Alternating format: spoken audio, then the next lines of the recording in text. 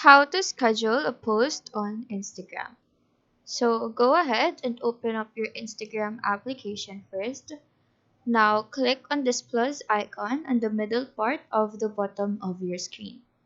Just post a picture or a video as you normally would.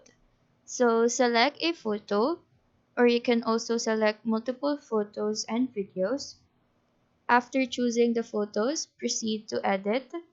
You can add filters and edit the photo. Now type in your caption, and after this, tap on advanced settings. In this page, you will see on the top the schedule post. Make sure to turn on the toggle for this. This will then pop up to let you choose what date the post should be shared. After choosing, click on select time. Go back once and then click on the schedule on the upper right corner of the screen. So that is how to schedule a post on Instagram.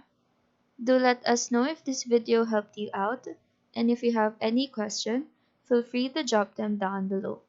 Thank you for watching and have a nice day.